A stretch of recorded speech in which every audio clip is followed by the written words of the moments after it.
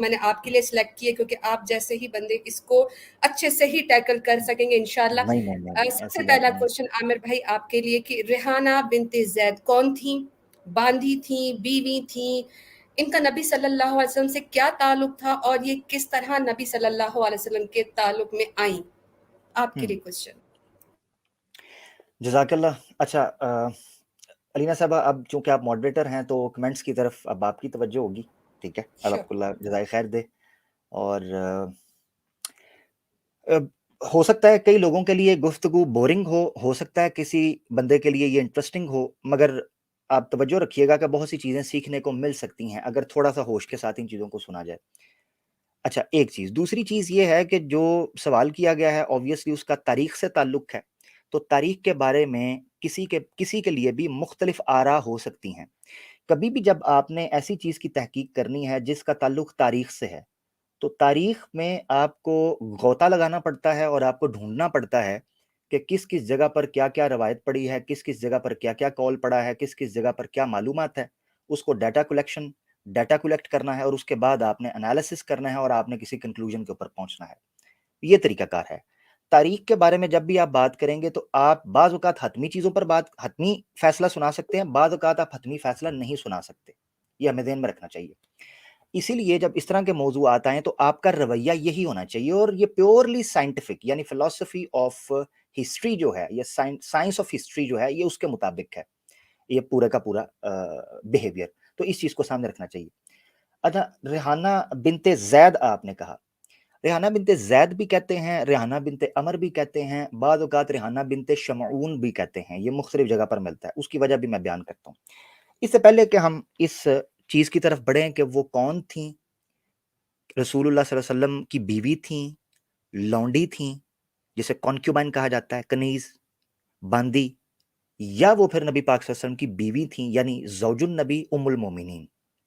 اچھا یہ چیزیں طے کرنے سے پتہ چلے گا کہ ریحانہ کا سٹیٹس کیا تھا اسلام کے اندر رضی اللہ تعالی عنہا، مسلمان ہوئیں نہیں ہوئیں، یہ ساری باتیں ہم آج ڈسکس کریں گے۔ مختصراً میں لے کے اس کو چلوں گا، کوشش کروں گا کہ کچھ تاریخ کے وادیوں میں سے، ان جھرنوں میں سے کچھ چیدہ چیدہ موتی آپ کے سامنے رکھوں تاکہ آپ اس مسئلے کو سمجھ سکیں۔ دیٹس اٹ، ٹھیک ہے؟ اور میں یہ کوشش التجا کرتا ہوں ہمارے مسلمان دوستوں سے جو کمنٹس کر رہے ہیں، کائنڈلی یہ جو گفتگو یہاں سے میں کرنے لگا ہوں، آپ لوگ اپنے کمنٹس روک دیجئے، جو دعا ہے، جو محبت ہے اپنے دل کے، باقی جو لگا ہوا ہے اس کو لگا رہنے دیں۔ میں ریکویسٹ کر سکتا ہوں کہ آپ اپنے کمنٹس روکیں اور اپنے کان جو ہے اس کو توجہ سے لگا کے رکھیں۔ بھائی یہ میری گزارش ہے، یہ دو تین چیزیں تھیں تمہیدی طور پر جو میں رکھنا چاہتا تھا اپنی گفتگو سے پہلے۔ ریحانہ بنت عمر یا ریحانہ بنت زید، ان کو سمجھنے کے لیے آپ کو ماضی میں 4 ہجری میں جانا پڑے گا۔ 4 ہجری بمطابق 626 عیسوی، اس میں آپ کو جانا پڑے گا۔ اس کی وجہ کیا ہے؟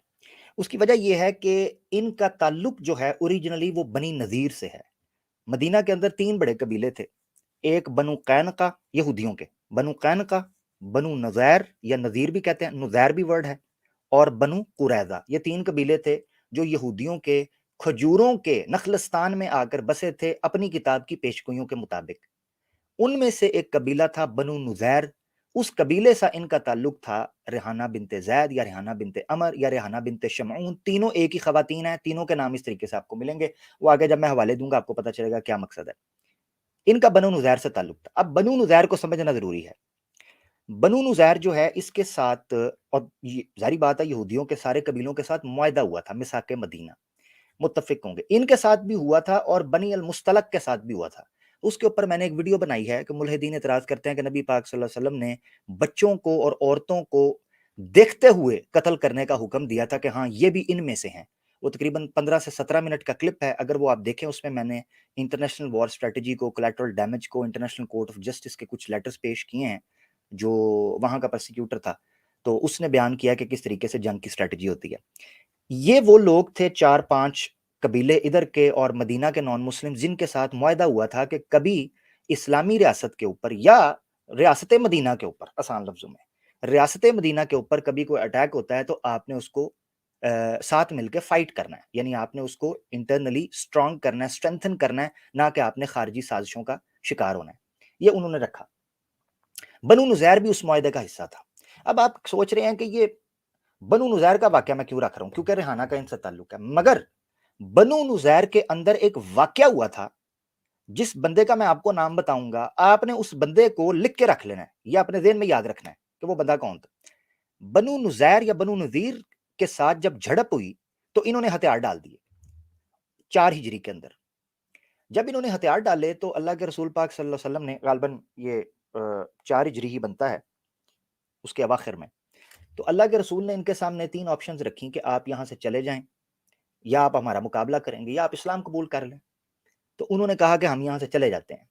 تو ان کے کچھ لوگ جو ہیں وہ خیبر میں پناہ لے لی، خیبر کچھ ایریا تھا مدینہ سے دور، وہاں جا کے پناہ لی، اور کچھ چلے گئے شام کے اندر۔ بہرحال یہاں سے جس حصے کی طرف میں توجہ دلانا چاہتا ہوں وہ یہ ہے تاریخی واقعے میں کہ بنو نزیر میں ایک شخص تھا جس کو سیرت حلبیہ کے مطابق اللہ کے رسول نے غلام کے طور پر پکڑ لیا تھا، کیونکہ ان کے ساتھ جب یہ معاہدہ ہوا تھا کہ آپ نے مدینہ کی حفاظت کرنی ہے اور انہوں نے اس میں بغاوت کی، تو ان سب کو بھگا دیا گیا تھا، مگر کچھ ایسے لوگ جو بنیادی سازش کا کردار ادا کر رہے تھے اور جاسوسی کر رہے تھے، کانسپریسی کر رہے تھے، ایسے لوگوں کو آپ نے پکڑ کر رکھا تاکہ یہ جب علاقے سے باہر جائیں، اگر ان کو ایگزائل میں کیونکہ سیاست بعض اوقات ایسی ہوتی ہے کہ آپ اس کو سیاسی طور پر بھی سمجھنا چاہیے، ورنہ آپ انٹرنیشنل پالیٹکس کے تناظر میں اگر اس کو نہیں سمجھیں گے تو آپ کو چیزیں پتہ نہیں چلیں گی کہیں کہ کس طریقے سے اس طریقے سے ہوتا ہے سیاسی طور پر۔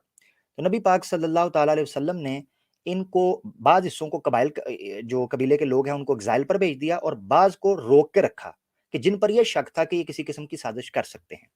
سیرت حلبیہ میں لکھا ہے کہ ان میں سے ایک بندہ تھا جس کا نام تھا عمر۔ اس بندے کو آپ نے نوٹ کر کے رکھنا، عمر، جو کہ شمعون کی نسل سے تھا اور یہ بنو نزیر میں سے تھا۔ اس کو آپ نے اپنے غلام کے طور پر رکھ لیا اور یہ ان کے لیڈرز میں سے تھا۔ اب اس بندے کو میں نے کیوں کہا آپ نے نوٹ کر کے رکھنا ہے، کیونکہ بنو قریظہ کے اندر یہ بندہ آنے لگا ہے، اس کا کردار شروع ہوگا۔ بنو قریظہ جنگ جو ہوتی ہے وہ آپ کی جا کے جناب ہوتی ہے 5 ہجری کے اندر، کیونکہ بنو نزیر پہلا قبیلہ تھا جس کو پکڑا گیا، اس کے بعد جو جھڑپ ہوتی ہے وہ بنو قریظہ کے ساتھ ہوتی ہے، جس کو ملحدین بہت اچھالتے ہیں۔ یہ جھڑپ ہوتی ہے، اس جھڑپ کے اندر ریحانہ بنت عمر، اب آپ کو لنک کر سکیں گے آپ، ریحانہ بنت عمر جو ہیں وہ باندی کے طور پر، غلام کے طور پر، جنگی قیدی کے طور پر پکڑی جاتی ہیں۔ جب وہ آتی ہیں تو پتہ چلتا ہے کہ یہ وہ خاتون ہے کہ جو بنو قریظہ میں بیائی گئی ہے، اس کا سسرال ہے بنو قریظہ، اصل تعلق اس کا کہاں سے تھا؟ بنو نزیر سے، یعنی اس کا پیکے کہاں ہے یا جہاں اس کے ماں باپ کا گھر ہے، قبیلہ ہے، وہ کون سا؟ بنو نزیر۔ اب پتہ یہ چلا کہ یہ تو اس کی بیٹی ہے عمر بن شمعون کی، عمر بن شمعون کی بیٹی ہے کہ جس کو نبی پاک صلی اللہ علیہ وسلم نے بنو نزیر میں روک کے رکھا تھا کہ تم یہ سازشیں کرو گے، اور ان کو بیاہ ہوا تھا بنو قریظہ کے ساتھ۔ اب یہ اس طریقے سے اپنے سسرالیوں یا اپنے قبائلی تعلقات کی وجہ سے وہ تعصب میں پڑتے تھے اور ان چیزوں کے پیچھے ایک دوسرے کی مدد کرتے تھے، تو اس چیز کو کس طریقے سے ٹیکل کرنا تھا یہ اب رسول اللہ صلی اللہ علیہ وسلم کے سامنے چیلنج تھا۔ اب ہم حوالوں کی طرف چلتے ہیں تھوڑا سا سمجھنے کے لیے، اور میں کوشش کروں گا میں ٹکر کو بند کر دوں کیونکہ اوور لیز کے اندر میرے ریفرنسز آئیں گے تو بعد اوقات ان کو دکھانا بڑا ضروری ہے۔ اچھا، الاستیعاب فی معرفت الاصحاب، امام ابن عبد البر کی، اور یہ کچھ 100 سال پہلے کے مصنف نہیں ہیں، کیونکہ ہمارے ملحدین کہتے ہیں جی آج ہم نے اعتراض کیا تو یہ گھر بیٹھ کے اعتراض کا جواب لے کے آگے ہیں۔ تو یہ جتنی کتابوں کے حوالے دوں گا کوشش کروں گا کہ یہ کلاسیکل سکولرز کے، پرانے سکولرز کے ہوں۔ 211 ہجری کے متوفہ ہیں، مینز کے 3ری صدی کے اوائل کے یہ بندے ہیں امام ابن عبد البر۔ یہ کیا کہتے ہیں اس بارے میں، اس کے صفحہ 1847 پہ آپ کو لے جاتا ہوں، اور جو نمبر ہے جسے آپ کہہ سکتے ہیں کہ انٹری نمبر، رول نمبر یا الفابیٹیکلی نمبر عربک کے اندر لغت حروف تہجی کے اعتبار سے، تو 2350 ریحانہ سریۃ رسول اللہ صلی اللہ علیہ وسلم، سریۃ رسول اللہ صلی اللہ علیہ وسلم، یہ رسول اللہ صلی اللہ علیہ وسلم کی غلام یا باندی تھیں، ان میں شامل ہوئیں۔ ٹھیک ہے، یہاں سے ان کا آغاز ہوا ہے، یعنی ابتدا یہ ہے کہ یہ بنو قریظہ میں قیدیوں کے طور پر آئیں۔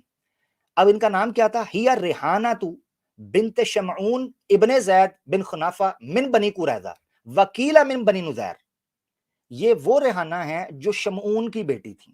ان کو بعض اوقات دادے کی طرف نسبت کیا جاتا ہے، بعض اوقات پردادے کی طرف نسبت عربوں میں کر دیا جاتا تھا، اور بعض اوقات ڈائریکٹ فادر کی طرف بھی نسبت کی جاتی تھی۔ یعنی کوئی مشہور ہے خاندان کا اس کی طرف. مثال کے طور پر نبی پاک صلی اللہ علیہ وسلم نے بخاری شریف میں حدیث ہے کہ کہا کہ انا ابن عبد المطلب، اپنے آپ کو کہا میں عبد المطلب کا بیٹا ہوں. اس پر بھی ایک بیوقوف اعتراض کر رہا تھا، حالانکہ اس کو سمجھنا چاہیے کہ دادا بھی آپ کا باپ ہے. میں اگر ابن آدم اپنے آپ کو کہوں تو غلط تو نہیں کہہ رہا، آدم علیہ السلام کا بیٹا ہوں تو اس میں کوئی غلط نہیں ہے. تو ایسے خاندان کی طرف بھی منسوب کر دیا جاتا ہے بعض اوقات کہ جو مشہور نام ہو عمومی طور پر، تاکہ تشخص یا تاکہ آئیڈینٹیفیکیشن کی جا سکے زیادہ کلیئرلی. یہ تاریخی طور پر ایک بات تھی. اچھا آگے چلتے ہیں. بنو قریظہ سے تھیں اور بعض کہتے ہیں بنو نزیر سے. اس کا شک کیوں پڑا میں نے آپ کو بیان کر دیا جو آگے آئے گا. ان کی شادی بنو قریظہ میں ہوئی تھی. ان کا جو پیکا تھا، میکا جسے کہتے ہیں، جو فادر کا یا مدر کا گھر تھا، وہ بنو نزیر میں تھا. والاکثر انہا من بنی قریظہ، زیادہ لوگ یہ کہتے ہیں کہ یہ بنی قریظہ سے ہیں، شادی ہو کر چلی گئی تھی وہاں پر. ماتت قبل وفات نبی صلی اللہ علیہ وسلم، نبی پاک صلی اللہ علیہ وسلم کی وفات سے یہ پہلے فوت ہو گیا 10 ہجری کو. آگے آئے گا حجۃ الوداع کے موقع پہ. سیرت حلبیہ کا حوالہ لیتے ہیں جس سے آپ کو پتہ چلے گا کہ رسول پاک صلی اللہ تعالی علیہ وسلم نے ریحانہ بنت عمر، ریحانہ بنت زید یا ریحانہ بنت شمعون، کوئی بھی نام آپ رکھیں، میں ریحانہ کہوں گا کیونکہ ٹاپ سوال یہ پوچھا گیا. تو ان کو نبی پاک صلی اللہ تعالی وسلم نے اختیار کیوں کیا تھا، ان کا انتخاب کیوں کیا تھا. تو ابھی میں لنک کروں گا وہ 4 ہجری کے بنو نذیر کے واقعے کے ساتھ سیرت حلبیہ. اس کا حوالہ کیوں پیش کر رہا ہوں؟ حالانکہ یہ واقعات بدایع والنہایہ، تاریخ طبری، طبقات میں، کبرا میں اور مختلف زاد المعاد میں بھی بڑی جگہ پر یہ واقعہ ہے. سیرت حلبیہ ایک میرا بڑا محبوب شکار اس حوالے کو بڑا استعمال کرتا ہے. اور ابھی ریسنٹلی یاسر واجدی صاحب نے جو ایک چوہے کو اور چوزے کو مدھولا ہے لائیو پروگرام کے اندر، تو اس نے بھی چیخ چیخ کر کہا کہ جی میری بات سیرت حلبیہ کی ہے. میں نے کہا چلو اس کو ہم رکھتے ہیں سامنے. سیرت حلبیہ کی یہ 4تھی جلد ہے، اردو کے اندر مکتبہ آپ کے سامنے ہے. اس کے پیج پر ہم چلے جائیں گے 419 کے اوپر، جلد دوسری اور نصف آخر کے اوپر، یعنی آخری چیپٹرز میں، یہ آخری صفحات پر یہ واقعہ ہے. کہتے ہیں ریحانہ بنت عمر نبی کا انتخاب، ہائیڈنگ لگائی، کیوں نبی نے اس کو انتخاب کیا ریحانہ بنت عمر کو. ان یہودی باندیوں میں سے حضرت صلی اللہ علیہ وسلم نے اپنے لیے ریحانہ بنت عمر کو انتخاب فرمایا. یہ عمر حضرت صلی اللہ علیہ وسلم کا غلام شمعون تھا جو بنی نذیر کے یہودیوں میں سے تھا، مگر اس کی بیٹی بنی قریظہ میں بیاہی گئی تھی. چنانچہ جن لوگوں نے ریحانہ کو بنی قریظہ میں سے قرار دیا ان کا مطلب یہی ہے. یہ خوبصورت عورت تھی. حضرت صلی اللہ علیہ وسلم نے جب ان کو اسلام پیش کیا، اس نے مسلمان ہونے سے انکار کر دیا. حضرت کو اس کے انکار سے غصہ آیا، مگر آپ نے اس کو ظاہر نہیں کیا. یہ جملہ کیوں یہاں پر لکھا ہے، بڑا امپورٹنٹ ہے، ظاہر نہیں کیا. جب کوئی جنگ کا قیدی آتا تھا تو ایک مالک اور ایک فاتح قوم کے پاس پورا اختیار ہے کہ وہ شور بھی ڈال سکے، گردن بھی اڑا سکے. مگر یہاں سیرت حلبیہ کے مصنف لکھ رہے ہیں کہ نبی پاک صلی اللہ علیہ وسلم کو انکار سے غصہ آیا، مگر دنیاوی اور ڈکٹیٹر والا لیڈر کی طرح انہوں نے یہ نہیں کہا کہ جناب ایسی کی تیسی اسلام قبول کرنا پڑے گا. آپ خاموش ہوئے، آپ کو غصہ آیا مگر آپ نے اظہار نہیں کیا. پھر یہ بعد میں مسلمان ہو گئیں، اس کے مسلمان ہونے کے بعد آپ خوش ہوئے. کیسے ہوئیں اس کا میں آپ کے سامنے ابھی تھوڑا سا رکھوں گا. نبی پاک صلی اللہ تعالی علیہ وسلم نے کیوں ان کو منتخب کیا. اب میں آپ کو وہ ماضی کے اندر جو واقعہ یاد کروا رہا ہوں کہ 4 ہجری کو جو ان کا والد پکڑا گیا تھا وہ ایک پولیٹیکل لیڈر تھا. ان کی بیٹی ہونے کے اعتبار سے نبی پاک صلی اللہ علیہ وسلم نے 2 چیزوں کی وجہ سے ان کو انتخاب کیا سیرت حلبیہ کے اشارے کی وجہ سے. ایک یہ چیز جس نے منتخب کرنے کی جو وجہ بنی وہ یہ کہ ایک باپ کو ایک بیٹی سے غلام ہونے کی صورت میں بھی جدا نہ کیا جائے. ریحانہ اگر کسی اور بندے کے پاس چلی جاتی تو باپ جو کہ یہ دیکھ رہا تھا کہ فاتح قوم کا ایک لیڈر ہے، تو اس وقت کی سائیکی کے مطابق بھی اگر کوئی غلام باندی بھی اگر کسی علاقے فاتح کی جو لیڈر ہے اس کی وہ زوجہ بن جائے یا اس کے ملکہ یمین میں آ جائے تو تب بھی اس کو باعث فخر سمجھا جاتا تھا. اور وہ یہ سمجھتا تھا کہ چونکہ اب فاتح لیڈر کی ملکہ یمین میں میری بیٹی یا میری بہن یا میری جو رشتہ دار ہے، کوئی کزن ہے، کوئی اس طرح کر کے کوئی بہن ہے، وہ چلی گئی ہے تو میرے ساتھ اب اچھا سلوک کیا جائے گا. یہ تعلق مانا جاتا تھا قبائلی سائیکی کے اندر. اس لیے اللہ کے رسول. دوسری بات جو سمجھ آتی ہے وہ یہ ہے کہ نبی پاک صلی اللہ علیہ وسلم نے پولیٹیکل اسٹریٹجی کو سامنے رکھتے ہوئے یہ دیکھا کہ اگر میں اس کی بیٹی کو ملک یمین کے اندر لے کر آتا ہوں تو یہ آنے والی چیزوں کے اندر اسلام کو اور ریاست کے اندر فتنہ اور فساد نہیں کرے گا جو یہ پہلے کانسپریسی کر رہا تھا، بلکہ اس چیز کے ساتھ یہ میرے انڈر، میری سپرویژن کے اندر، سبمسو موڈ کے اندر آ جائے گا. اور یہی ہوا. ڈاکٹر حمید اللہ رحمۃ اللہ علیہ نے جو کتاب نبی پاک صلی اللہ علیہ وسلم کی سیاسی زندگی کے حوالے سے لکھی، انہوں نے بیان کیا ہے کہ جب بنو قریظہ کے بعد جو باندیاں پکڑی گئیں اس کے بعد یہود کی کمر ٹوٹی ہے. اس کی وجہ یہ ہے کہ یہ وہ دو قبیلے تھے جو سامنے سے میٹھے تھے، لڑ تو سکتے نہیں تھے، تاجر لوگ تھے، یہی وجہ ہے کہ دیکھیں وہ چھوڑ کر بھاگ گئے فٹافٹ میں، خیبر لڑا ہے، ٹھیک ہے، اور خیبر کو اکھاڑنا پڑا ہے اور پھر مولا علی گئے ہیں۔ تو یہ کیا کرتے تھے، یہ لوگ سپورٹ کرتے تھے ان کو، اس لیے پہلے ان کو پکڑنا ضروری تھا، لاجسٹک سپورٹ کو اور فنڈز کو اور ڈونیشنز کو ختم کرنا سب سے پہلے ضروری تھا، اس اشارہ کو کاٹنا جو اکانومی بنتی ہے کسی بھی جنگ کے لیے فنڈ کرتی ہے۔ اچھا ایک چیز، دوسری چیز یہ بڑا ضروری تھا کہ ان لوگوں نے جس طریقے سے ان کے ساتھ مل کے کانسپریسی کرتے تھے تو یہ ٹھیک ٹھاک راز جانتے تھے، یہ بندہ ٹھیک ٹھاک راز جانتا تھا، اور یہی وجہ ہے کہ المبسوط میں بھی اور ایک دو کتابوں کے اندر بھی ڈاکٹر حمید اللہ نے ذکر کیا ہے کہ یہ شخص اور بنو نذیر کے اور شخص اور بعد میں بنو قریظہ کے اور شخص نے مل کر خیبر کے خلاف مسلمانوں کے ساتھ مل کر کانسپریسی کی ہے۔ یہ وہ کہتے ہیں کہ پھر ان کو سیاسی طور پر استعمال کیا گیا ہے کہ تم لوگوں نے جو ہمیں ڈیمیج کیا اور معاہدے کو توڑا، اب تم ہماری مدد کرو کہ ہم ان کو سبق سکھائیں کہ معاہدہ کیسے توڑتے ہیں۔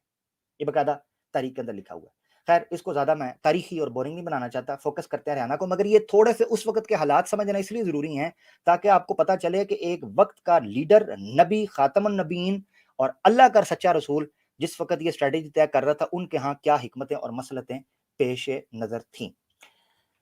کیا ریحانہ اسلام قبول کیا رضی اللہ تعالیٰ عنہ؟ سیرت حلبیہ سے ہی اس کو لے لیتے ہیں۔ نبی پاک صلی اللہ تعالیٰ علیہ وسلم کے سامنے جب یہ آئیں تو آپ نے ان کو اختیار دیا، 3-4 اختیارات ان کو دیے تھے، اور یہ اختیارات اتنے زیادہ معقول تھے کہ ان کے پاس ہر آپشن تھا کہ جو مرضی کر سکتی۔ بعض روایتوں کے اندر میں سیرت حلبیہ کو فوکس کر رہا ہوں، بعض روایتوں کے اندر میں نے پڑھا کہ نبی پاک صلی اللہ علیہ وسلم نے یہاں تک کہا کہ تم چونکہ بنو نذیر کے قبیلے سے تھی، اوریجنلی تمہارے ماں باپ وہاں کے ہیں، ان کو چونکہ اس قبیلے کے زیادہ تر لوگوں کو ہم نے شام میں بھیج دیا ہے، تو تم اگر کہتی ہو یہودی رہنا چاہتی ہو، اسلام نہیں قبول کرنا چاہتی، تو میں تمہیں آزاد کر دے تو تم چلی جاؤ۔ نبی پاک صلی اللہ تعالی وسلم نے اس کو کہا میں تمہیں ویسے ہی آزاد کر دے تو تم چلی جاؤ، اسلام بھی قبول نہ کرو، نہیں کرنا چاہتی تو۔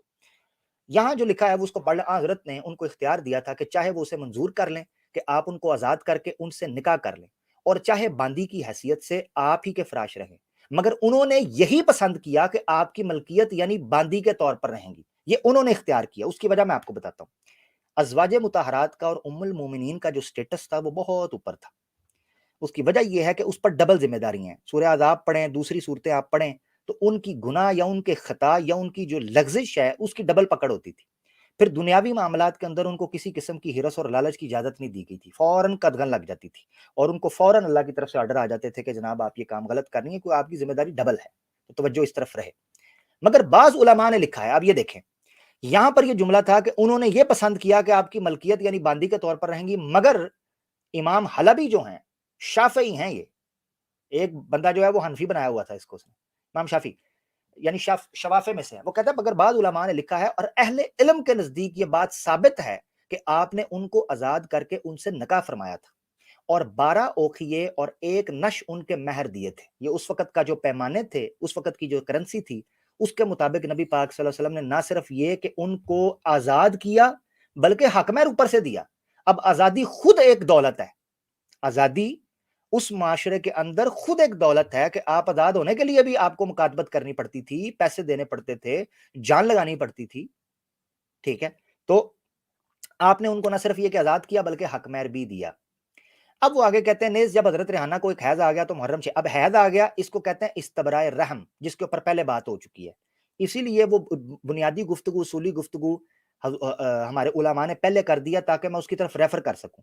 اب یہ ہے کہ نیز جب حضرت ریحانہ کو ایک حیض آ گیا یعنی وہ کلین ہو گئیں تو محرم 6 ہجری میں، 5 میں یہ قیدی بن کر آئی ہیں، 6 ہجری میں آپ نے ان کے ساتھ عروسی فرمائی اور ان کو پردہ کرا دیا۔ پردہ کرا دیا سے مراد کیا ہے؟ ان سے شادی کر کے ام المومنین کا سٹیٹس ان کو دے دیا، پردہ کرا دیا، یہ ایک نشانی ہوتی تھی ام المومنین اور زوج النبی کی۔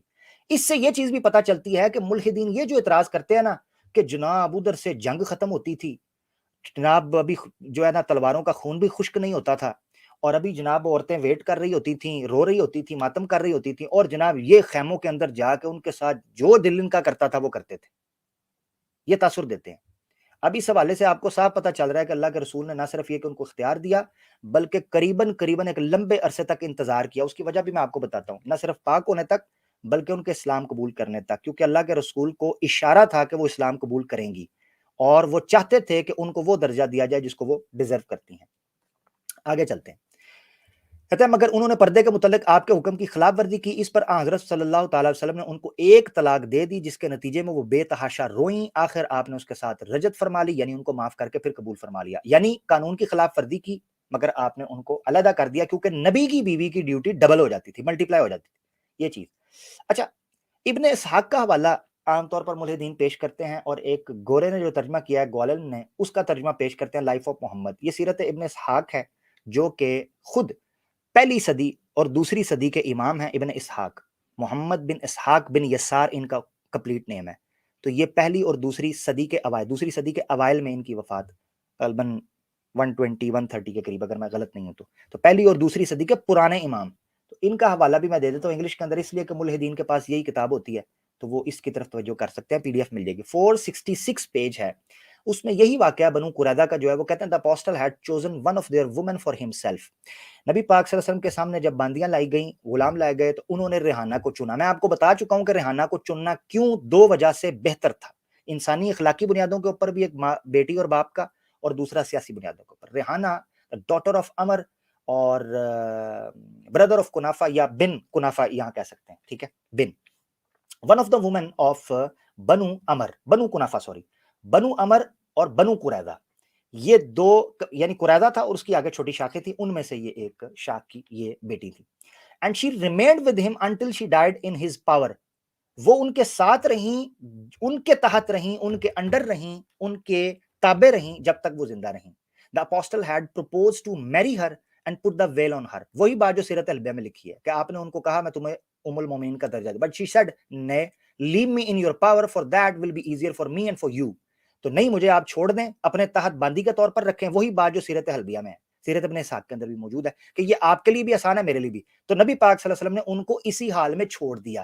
اس سے یہ چیز معلوم ہوتی ہے کہ نبی پاک صلی اللہ علیہ وسلم نے جب ان کو اول اوائل میں یہ آفر کی ہوگی، تو چونکہ انسانی غضب، انسانی جذبات، انسانی انتقام وہ انسان کے اندر بہرحال موجود رہتا ہے، اس کا کوئی مسلمان انکار نہیں کرتا کہ جنگ کے بعد ان کے اندر انتقام نہیں ہوتا تھا، وہ بھی انسان تھے، جذبات تھے، مگر ان کو سمجھنے میں ٹائم لگتا تھا کہ زیادتی کہاں سے ہوئی ہے، کس نے کس کے ساتھ زیادتی کی ہے۔ اس کو اسی طریقے سے سمجھیں کہ جیسے یوان ریڈلی جو ہے، بڑے بڑے جو گورے صحافی ہیں، وہ افغانستان اور عراق کی جنگ کے اوپر جب رپورٹنگ کرتے تھے، انہوں نے آ کے اپنے ملکوں کے خلاف لکھا ہے اور ان کو پریزن میں ڈال دیا گیا ہے۔ عراق وار کے خلاف خود برٹش جو رپورٹرز تھے وہ آ کے کہتے تھے کہ نہیں، ہم ادھر سے ہو کے ہیں، تم تو ان کے بچوں کے ساتھ زیادتی کرتے ہو اور صحافیوں کو مار دیتے ہو، ہاسپٹل پہ بم مارتے ہو، سکولز پہ بم مارتے ہو، ٹھیک ہے، نہتے لوگوں پہ بم چلاتے ہو۔ تو اس چیز سے سمجھنا بڑا ضروری ہے کہ یہ ممکن ہے کہ ایک قوم کا ایک شخص دوسری قوم کے ساتھ سمپتھی رکھے، یہ ضرور ہو سکتا ہے ایموشنلی، اس کی وجہ یہ ہے کہ جب اس کے سامنے حقائق کھل جائیں کہ میری قوم غلطی پر ہے۔ ریحانہ کے سامنے بھی حقائق کھلے، اور یہ آگے بھی چل کے آپ کو بہت سی چیزیں ملیں گی سمجھنے کے لیے۔ اچھا، تو وہ کہتی ہیں کہ سٹارٹ کے اندر ان کو آفر دی مگر انہوں نے نہیں اس کو قبول کیا ہوگا جذبات کی وجہ سے۔ سو اپوسٹل پٹ ہر اسائڈ اینڈ فیلٹ سم ڈسپلیئر، جب انہوں نے کہا وہ اسلام قبول نہیں کریں گی تو آپ نے ان کو ایک علیحدہ کر دیا۔ بعض روایتوں کے اندر آتا ہے کہ ام سلیم کے پاس نبی پاک صلی اللہ علیہ وسلم کے اس طرح کے کیسز جایا کرتے تھے زیادہ تر، کیونکہ آپ کو پتا ہے کہ خاندان کے اندر یا یاروں دوستوں یا فیملی کے اندر آپ نے ایک بندہ رکھا ہوتا ہے کہ یار یہ معاملہ وہ ڈیل کرے گا، جرگہ وہ کرے گا، بہن کے ساتھ بات وہ کرے گا، باپ کو وہ ڈیل کرے گا، یہ بڑی لاجیکل سی بات ہے۔ تو آپ نے ایک خاتون تھی ام سلیم، چونکہ وہ خواتین کے معاملے کے اندر بڑی طریقے سے ڈیل کرتی تھی، جیسے ہماری علینا سسٹر ہیں، تو ہم نے خواتین کے کوئی ایشوز دینے ہوں گے، ہم کہیں گے علینا سسٹر آپ رابطہ کر لیں، یہ سمپل سی بات ہے۔ اسی طریقے سے سوسائٹیز چلتی ہیں، اسی طریقے سے سوشل سٹرکچر چلتا ہے، اسی طریقے سے آرگنائزیشنز چلتی ہیں، یہ کوئی ایسی بات نہیں۔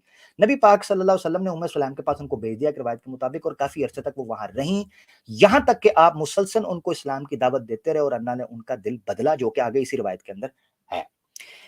وہ کہتی ہیں سودا اپوسٹل پٹر، اچھا، while he was with his companions he heard the sound of sandals behind him and said، نبی پاک صلی اللہ علیہ وسلم ایک مرتبہ اپنے صحابہ کے گرد بیٹھے تھے اور آپ کو پیچھے سے جوتوں کی آواز آئی، obviously کسی کے قدموں کی چاپ آئی، چل رہے ہیں، تو آپ نے کیا کہا؟ انہوں نے کہا this is ثعلبہ۔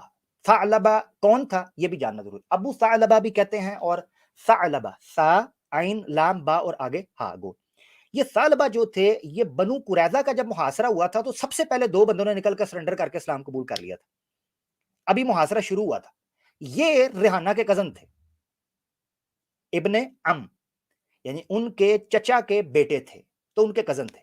تو ثعلبہ آئے، یعنی ریحانہ کا کزن آیا، ٹھیک ہے، انہوں نے coming to give me the good news, تو نبی پاک صلی اللہ علیہ وسلم کو آنے سے پہلے جوتوں کی چاپ سے پتہ چل گیا یہ ثعلبہ آ رہا ہے، اور یہ مجھے گڈ نیوز دینے لگا ہے کہ ریحانہ نے اسلام قبول کر لیا ہے and he came up to announce the fact. This give him pleasure. نبی پاک صلی اللہ علیہ وسلم کو جب پتا چلا کہ ایک عورت جو ہے وہ اسلام قبول کر لیا ہے اور اس کو مسئلہ سمجھ آ گیا تو الحمدللہ اللہ کے رسول ہوئے. اب جو یہ بندے کہہ سکتے ہیں نہیں جی دیکھیں رسول پاک صلی اللہ علیہ وسلم نے کسی کو اسلام تب تک محبوس رکھا, اللہ کے رسول کے پاس یہ بھی جواز تھا نا, تم تو یہی دعویٰ کرتے ہو ملحدین کہ رسول پاک صلی اللہ علیہ وسلم جناب نہ آؤ دیکھا نہ تاؤ, لونڈی ہوتی تھی, مسلمان ہوتے تھے اور جناب اندھیرا ہوتا تھا, تو پتہ نہیں کیا کیا کچھ آپ لوگ نقشہ کھینچتے ہو. اللہ کے رسول نے ان کے اسلام کا انتظار کیا. اس سے پتہ چلتا ہے کہ اللہ کے رسول کے لیے کس قدر یہ چیزیں اہمیت رکھتی تھیں کہ کسی کا کانسنٹ کیا ہے, کسی کی سیلف رسپیکٹ کیا ہے, اور کسی کی مرضی اور رضامندی کیا ہے, اور کسی کا دکھ اور غم کیا ہے, اس کو آپ بڑے اچھے سے جانتے تھے. اب ہم چلتے ہیں آگے. ٹھیک ہو گیا. الاصابہ کے اندر 8ویں جلد کے اندر الاصابہ, میں نے اس کا کور بھی اپلوڈ کیا تھا. مجھے کئی دفعہ لگتا ہے اوور لیز کے اندر جب آپ زیادہ ریفرنسز ایڈ کرتے ہیں نا تو آپ کے کئی ریفرنسز جو ہے وہ اڑ جاتے ہیں. ٹھیک ہے. الاصابہ بہرحال مجھے یاد ہے 8ویں جلد کا یہ 146واں صفحہ ہے. الاصابہ کے بارے میں بتا دوں, الاصابہ کو تاریخی کتاب نہیں ہے, سندن مسانید اس کے اندر ذکر کی گئی ہیں, سندیں ذکر کی گئی ہیں. ابن حجر اسقلانی کو حافظ کہا جاتا ہے, قرآن کا نہیں حدیثوں کا, اور یہ 8ویں اور 9ویں صدی کے بہت بڑے امام ہیں. ابن حجر اسقلانی حافظ الحدیث نے یہ کتاب لکھی الاصابہ فی تمییز الصحابہ, صحابہ کے فرق اور ڈفرینشیٹ کرنا اور ان کی زندگیوں کے بارے میں پڑھنے پر. یہ بڑی شاندار کتاب ہے تاریخی اعتبار, اس کو آپ لے کے چلیں. اچھا کیا کہتے ہیں جی, اور اس کا جو انرولمنٹ نمبر ہے, ٹائٹل نمبر ہے, وہ ہے 11203 8ویں جلد کے اندر جا کر. ٹھیک ہے. اور یہ اگر میں تو پورا گھر تک پہنچاتا ہوں حرف النساء, تاکہ ان کو یہ نہ لگے کہ میں ویب سائٹ میں ویب سائٹ سے نہیں اٹھاتا.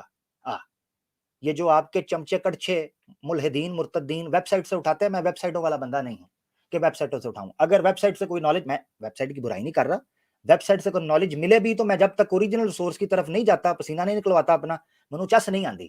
تو یہ 11203 اگر اس کی انڈیکس میں چلے جاؤ تو حرف النساء کے اندر جا کر را کے اندر آنا ہے, اور را میں آپ نے اس کے اندر آ کے ڈھونڈنا ہے. خیر 11203 پہ چلے جائیں, آپ مکتبہ شاملہ کے اندر بھی دیکھ سکتے ہیں. ریحانہ بنت شمعون, اب دیکھیں یہاں پر ریحانہ بنت زید بھی ذکر ہوا, ریحانہ بنت عمر بھی ذکر ہوا, اور یہاں ہوا ہے ریحانہ بنت شمعون. ٹھیک ہے, اس لیے میں آپ کو کہہ رہا تھا یہ سامنے رکھا. وکیلا زید بن عمر بن کنافلہ, اور بعض کہتے ہیں بنت زید بھی ہے. تو یہ اس طریقے سے اس وجہ سے ہوتا ہے کہ ابنیت وغیرہ اس حوالے سے بھی قبیلوں کے اعتبار سے چینج ہوتی ہے. من بنی نزیر سے تھی. میں جمپ کر رہا ہوں اس لیے کہ ان واقعات کی طرف چلوں جو اب آپ کو تاریخی طور پر آگے لے کر چلیں گی. مڈ لائن کے اندر میں نے ہائی لائٹ کیا ہے, کیا ہے جی وہ رائٹ. اور قال ابن سعد, طبقات ابن سعد بہت پیش کرتا ہے, ان کو بڑا شوق ہے طبقات ابن سعد پیش کرنے کا. تو یہ طبقات الکبرى سے حوالہ ہے جو ابن حجر نے کوٹ کیا ہے, اور یہ بھی 2ری 3ری صدی کے امام تھے ابن سعد بھی. ٹھیک ہے. اچھا کیا کہتے ہیں, وقال ابن سعد ریحانہ بنت زید بن عمر بن خنافہ بن شمعون بن زید بن بنی نزیر, یہ بنی نزیر سے ان کا تعلق تھا. وکانت متزوجۃ رجلا من بنی قریظہ, قریظہ بنی قریظہ جو ان کا سسرال تھا, وہاں ایک بندے کے ساتھ شادی ہوئی تھی, یقال له الحکم, جس کا نام تھا حکم. ثم روی ذلک عن الواقدی, واقدی کی بھی یہی روایت ہے. یہاں تک کنفرم ہو گیا بنو قریظہ تعلق سے. آگے چلتے ہیں جو میں اصل پوائنٹ تھا.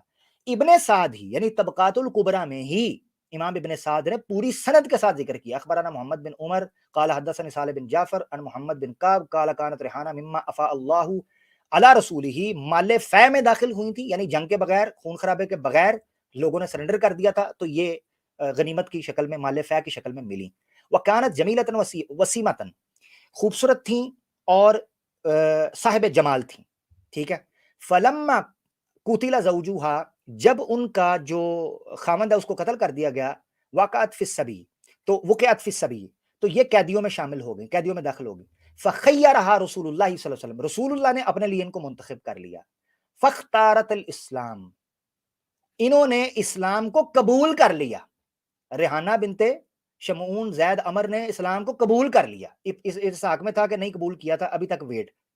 تو یہ میرے بیان کرنے کا مقصد تھا کہ جب تاریخی روایت کو پڑھیں تو مکمل جب آپ جگہ سے پڑھیں گے اس واقعے کو, آپ کو پتہ چلے گا کہ کس طریقے سے واقعات آہستہ آہستہ بڑھتے ہیں, گریجولی چیزیں, جس طرح ہماری پاس پریزنٹ زندگی کے اندر واقعات ہوتے ہیں کہ آہستہ آہستہ معاملات چلتے ہیں. خیر, فآتقها وتزوجها وضرب عليها وضرب عليها الحجاب.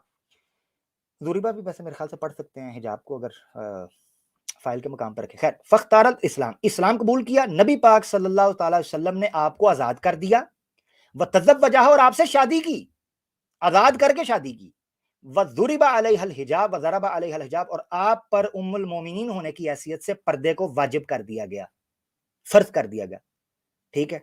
آگے وہ کیا کہتی ہیں، وہی جو سیرت ابن اسحاق کے اندر سے. بہرحال بعد میں وہ روئیں، آگے آتا ہے اکثرت البقاء، بہت زیادہ روئیں. فراجعها، اللہ کے رسول نے ان سے دوبارہ رجوع کر لیا. وَكَانَتْ عِنْدَهُ حَتَّى مَاتَتْ قَبْلَ وَفَاتِهِ، یہاں تک نبی پاک صلی اللہ علیہ وسلم کے پاس رہیں جب ان کی وفات ہو گئی. اور یہ کب وفات ہوئی؟ حجۃ الوداع کے موقع سے واپسی کے اوپر ریحانہ بنت عمر رضی اللہ تعالی عنہا ام المومنین زوج النبی کی وفات ہوئی.